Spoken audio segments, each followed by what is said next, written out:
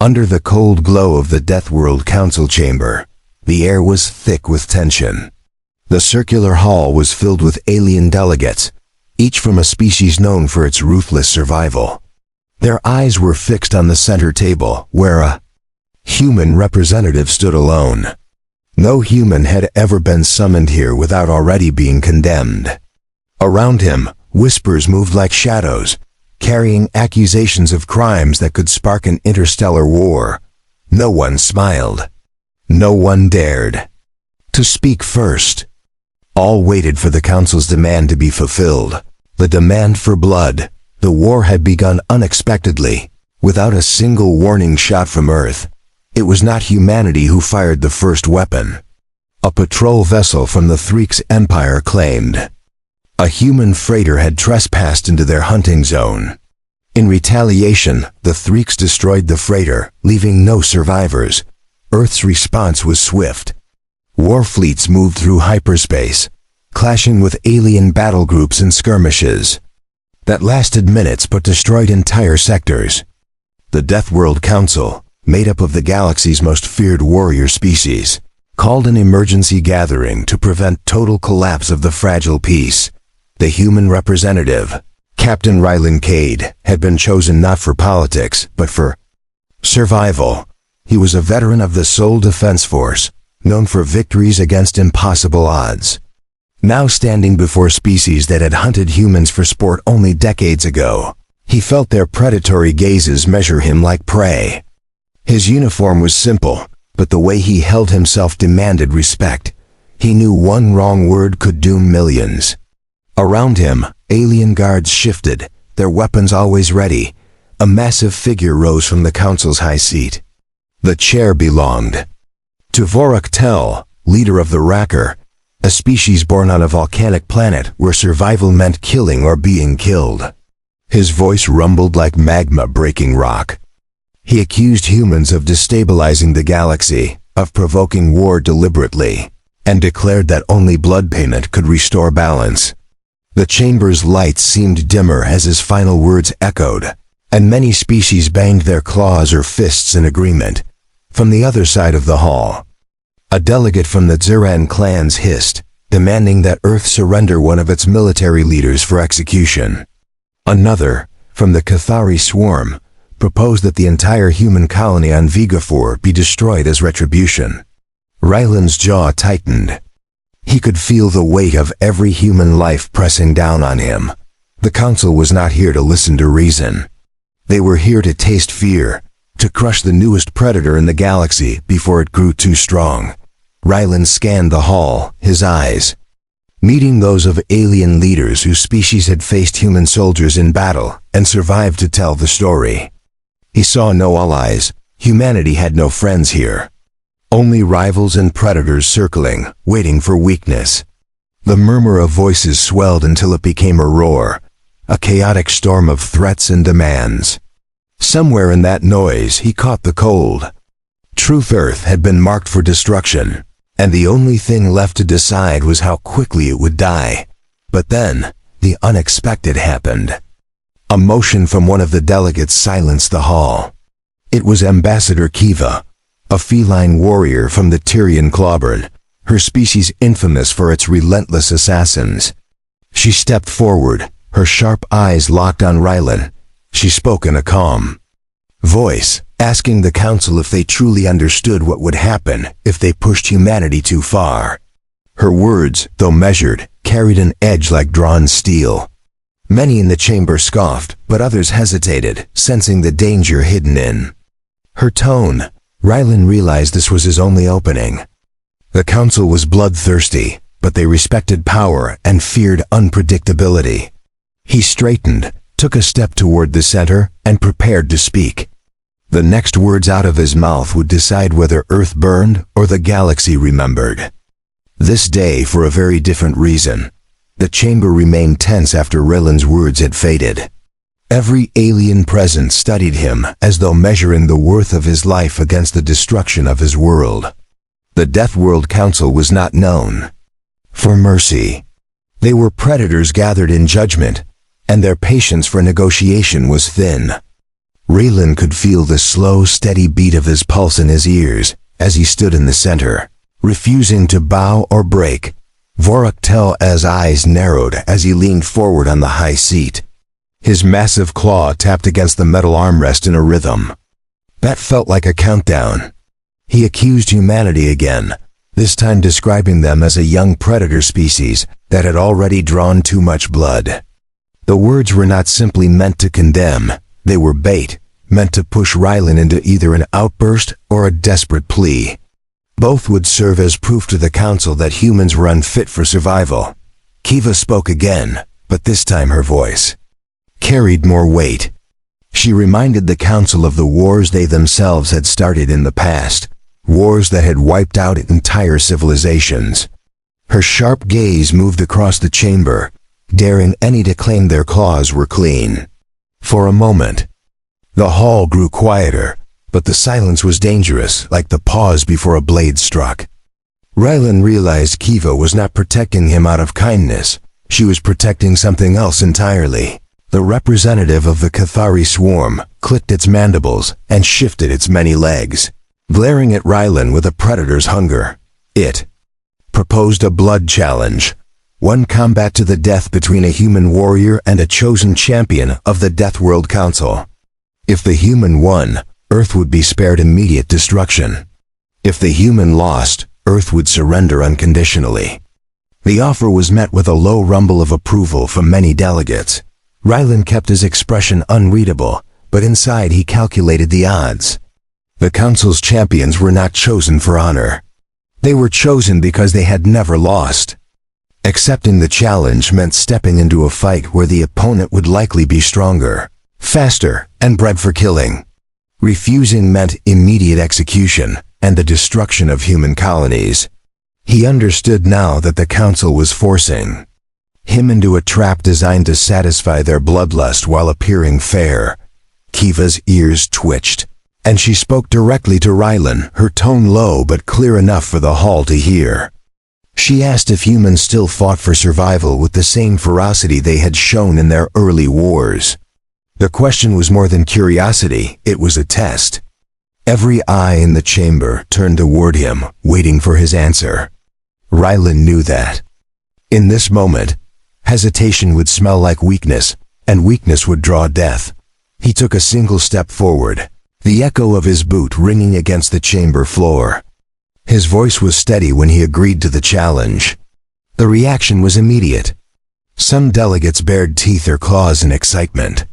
Others leaned back, satisfied that the spectacle to come would either kill a human or reveal a dangerous truth about them.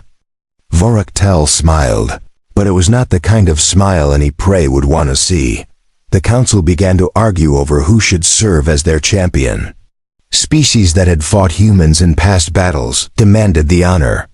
Names of warriors were shouted, each deadlier than the last. Finally, the choice was made. The champion would be a beast from the Rocker's volcanic homeworld, a creature feared even by its own people. Raylan's fate was now bound to a fight against something the Council called the Ashfang Predator. The name Ashfang Predator rippled through the chamber like a dark wind. Delegates whispered in their native tongues, each describing brutal tales of the creature's victories.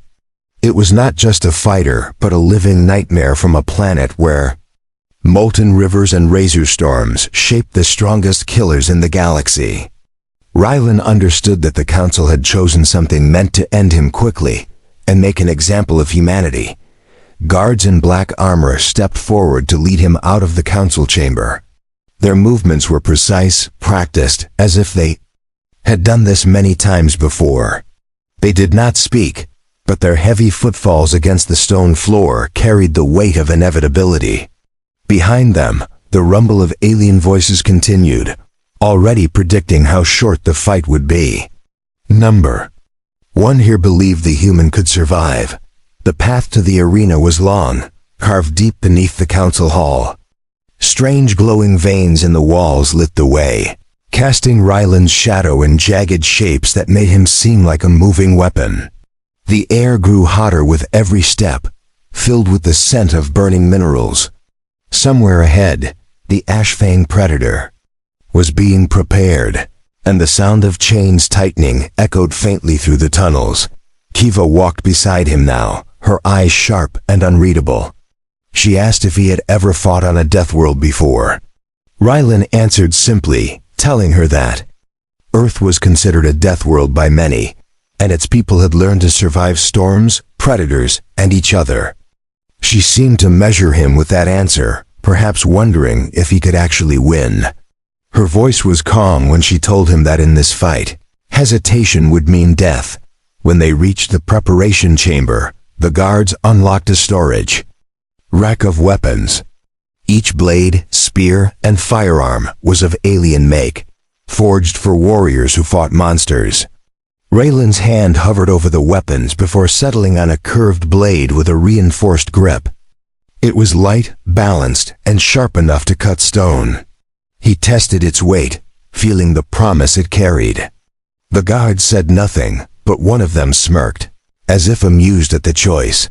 A deep vibration shook the ground, followed by a roar that seemed to scrape the air raw. The sound was not human, nor like any animal Rylan had heard before.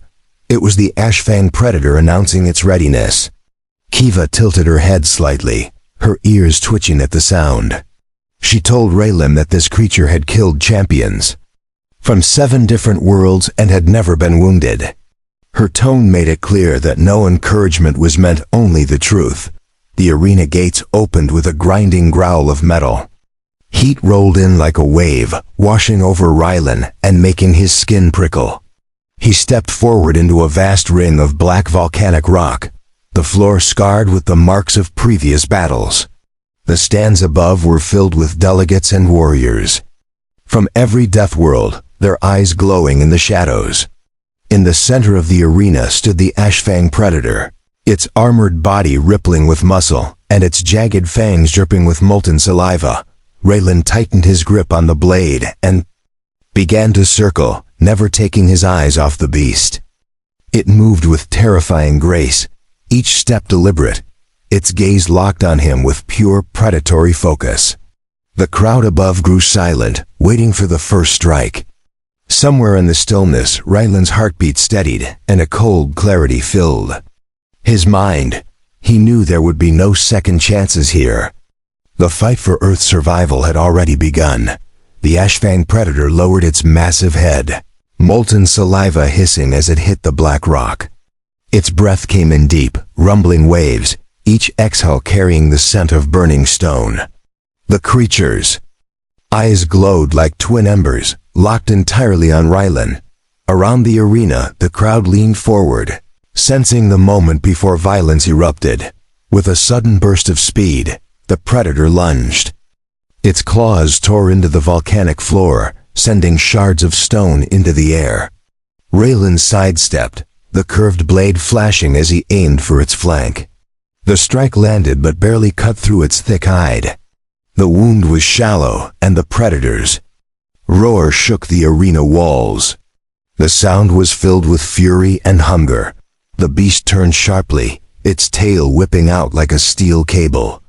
It caught Rylan across the chest, knocking the air from his lungs and throwing him backward. His boots scraped against the hot rock as he forced himself to stand again. Pain burned across his ribs, but he kept his eyes fixed on the predator. He knew showing weakness here would be fatal. The predator circled him now, slower but more deliberate. Its head tilted slightly, as though studying him, learning his movements. Raylan tightened his grip on the blade and adjusted his stance. This was no mindless monster, it was a hunter that enjoyed the chase. The heat from the ground rose through his boots, reminding him that the arena itself was as much an enemy as the beast. Rylan feinted left, then rolled right, narrowly avoiding another crushing strike from the predator's claws. His blade lashed out again, this time aiming for the joint in its front leg. The steel bit deeper, drawing a spurt of molten blood that hissed and smoked on contact with the air. The predator staggered slightly, but did not slow. If anything, it moved faster, its attack sharper and more relentless. From above, the Deathworld Council watched with intense focus. Some delegates whispered in disbelief at the human's ability to land a hit. Others simply leaned forward, waiting for the inevitable moment when the predator would tear him apart. Raylan could feel their eyes on him, their desire to see him fail. That weight drove him harder, each movement fueled by the knowledge that his death would mean Earth's surrender. The predator lunged again, its massive jaws snapping inches from Raylan's head. He ducked low, feeling the rush of air as its teeth closed on nothing but stone. His blade slashed upward, slicing across the creature's throat. It was not a killing blow, but it was enough to make the beast stumble back, snarling. The sound of molten blood dripping onto the hot ground filled the silence that followed. Raylan steadied his breathing and stepped forward again. The predator's wounds were minor, but they proved it could be hurt. Around the arena, the watching aliens shifted uneasily, some beginning to realize this fight might not end as quickly as they had hoped. In the burning heat and the roar of distant magma, the human and the beast locked eyes once more, each knowing the battle was far from over. The predator's breathing grew harsher, each exhale coming with a guttural rumble that vibrated through the arena floor. Its molten blood sizzled where it dripped, filling the air with a metallic tang. Raylan kept his blade raised, the heat of the weapon's grip burning into his palm. Both fighter and beast were slowing, but neither showed any sign of backing away. The creature lunged again, its claws carving deep trenches into the rock. Raylan sidestepped, but the predator's tail whipped around, smashing into his side. Pain flared through his ribs, forcing him to grit his teeth. He planted his feet quickly, refusing to let the impact send him sprawling. Every movement now was survival, each second bought with sheer will. Raylan pressed forward with a sudden burst of speed, slashing across the predator's leg before darting away. The blade cut deep enough to make the beast stagger. Its roar was deafening, echoing against the volcanic walls. The crowd above erupted into shouts and growls, the sound of alien voices clashing like weapons. Some shouted for the predator to finish him. Others seemed almost impressed. The council chamber above the arena's rim was alive with movement. Delegates leaned over the railing, their eyes fixed on the fight. Raylan could see Varactel, massive form watching him with a predator's stillness, as if trying to understand how a human could last this long. Beside him, Kiva's expression was unreadable, but her tail twitched slightly, betraying her focus. The predator shifted tactics, lowering its body and moving in a wide arc. It was trying to force Raylan into the arena's outer edge where the heat, radiating from the stone, would sap his strength faster. Raylan recognized the trap and held his ground. The blade in his hand was slick now, not with sweat, but with traces of the predator's molten blood. The heat made the weapon feel alive. When the beast charged, Raylan waited until the last possible moment before moving. He stepped aside and swung upward, driving the blade into the joint at the creature's shoulder. The steel cut deep, lodging for a moment before he ripped it free. The predator roared in pain, stumbling forward. Its front leg gave slightly, but its fury only grew. It lashed out blindly, claws and tail striking in rapid bursts. Raylan's breath came hard and fast, the heat inside the arena pressing against his chest like a weight. His movements were slower now, but his eyes stayed locked on the predator. He could feel the burn in his muscles, the ache in every joint, but there was no space for fear. The crowd's noise faded into the background, replaced by the sound of his own heartbeat and the scrape of the predator's claws on stone. With one last step forward, Raylan readied himself for whatever came next. The predator's eyes burned. With rage, its massive form tense and coiled. This fight was far from finished, but the balance between hunter and hunted had begun to shift. In the silence before the next charge, both knew only one would leave the arena alive. The predator circled with a limping gait now, its wounded leg dragging slightly across the scorched arena floor. Every movement it made sent fresh drips of molten blood hissing onto the black rock. Raylan's chest rose and fell heavily, his breathing ragged but steady. The curved blade in his hand glowed faintly from the heat, a reminder of how close they were to the molten heart of this place. With a sudden snarl, the beast charged again, closing the distance in a blur of speed. Rylan didn't retreat this time. Instead, he stepped into the attack, twisting his body to avoid the snapping jaws while driving his blade deep into the predator's exposed side. The sound was sharp, metal striking against bone before it tore through. The predator roared in agony, the force of its momentum carrying both of them into the arena wall. The impact shook the ground, and Rylan felt the stone scrape against his back. He yanked the blade free, rolling aside as the predator swiped at him in desperation. The creature's movements were slowing, but each strike still carried enough power to kill instantly. Around them, the crowd roared with renewed energy, their hunger for blood driving the atmosphere into a frenzy. Above the chaos, Voraktel rose from his seat. His voice boomed over the arena, declaring that the fight would end only with death. He spoke the words like a decree carved in stone. Kiva's gaze never left Rylan, her expression still unreadable, but there was something in her eyes now, something sharper, like recognition of what he was about to do. The predator lunged again, but its injured leg faltered. Rylan seized the opening, sidestepping and slashing across its throat in one clean, precise motion. The blade bit deep, cutting through muscle and sinew. A geyser of molten blood sprayed onto the ground, steam rising instantly. The predator staggered, its massive form trembling before it collapsed with a ground-shaking thud. Silence swept over the arena for a heartbeat before the noise erupted. Some delegates roared in outrage, others in shock, and a few in reluctant respect. Rylan stood over the fallen beast, his chest heaving, the blade still clutched in his hand. The heat pressed down like a living thing, but he did not look away. From the council above, his eyes locked on Voraktel as if daring him to speak first. Voraktel leaned forward, his claws drumming against the railing. He admitted that no one had ever killed the Ashfang predator in single combat before. His voice carried no praise, only cold acknowledgement. The council had demanded blood, and they had received it. The question now was whose blood would be spilled next. The answer would decide the fate of Earth. Rylan raised the blood-streaked blade toward the council, his voice cutting through the din. He told them that humanity would not kneel, not to beasts, not to warriors, and not to any empire that sought to break them. The words rang out in the volcanic air, a challenge and a warning all at once. In that moment, the Deathworld Council knew that the human had spoken not just for himself, but for every soul on Earth.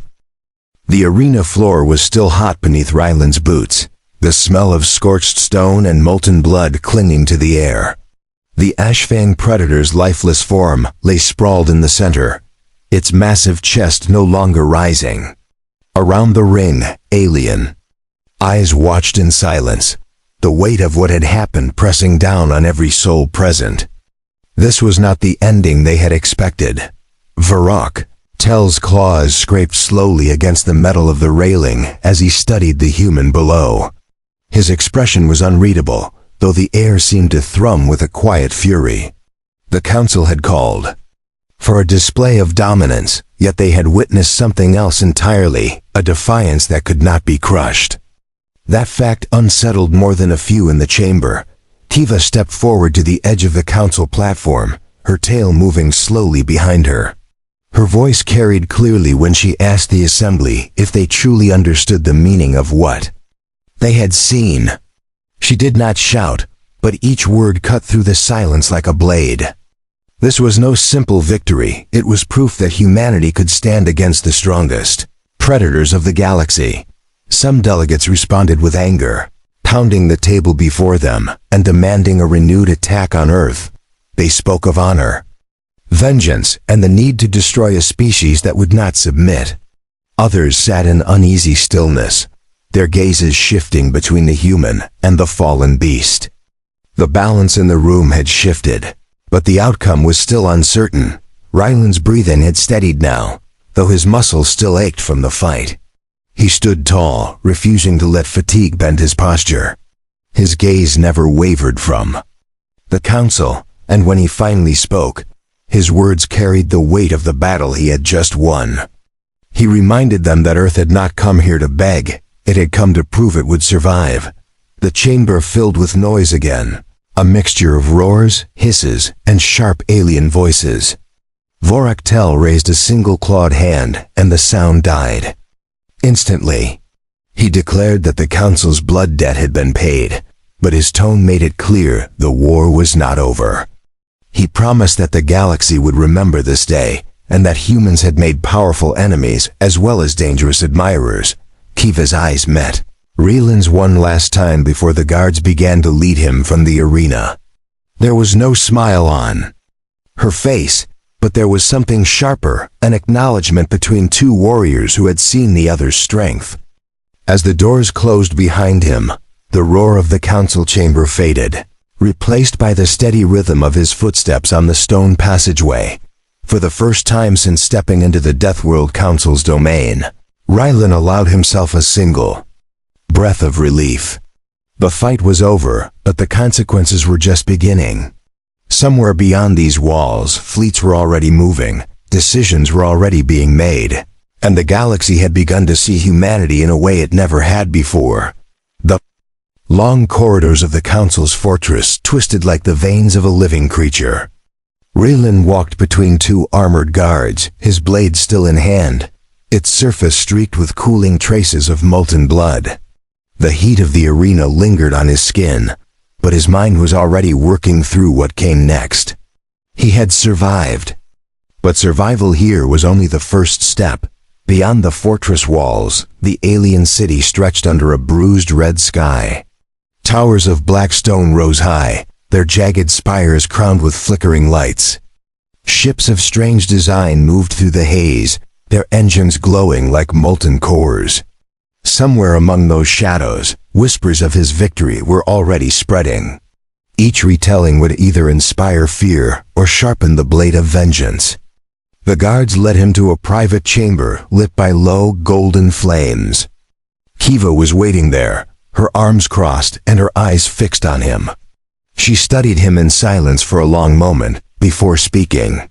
Her voice was calm, but her words carried weight. She told him that his actions had changed the Council's perception.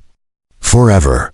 Whether that change brought safety or greater danger was something only time would reveal. Ryland asked why she had stepped in for him before the fight. Her tail flicked once as she answered. She had not done it for humanity's sake, but for the balance of power. The galaxy, she said, could not afford for the Deathworld Council to believe it was untouchable. His victory had proved that even their greatest predator could be brought down. That was a truth no one could erase now. The chamber's walls trembled faintly as a deep sound rolled through the city.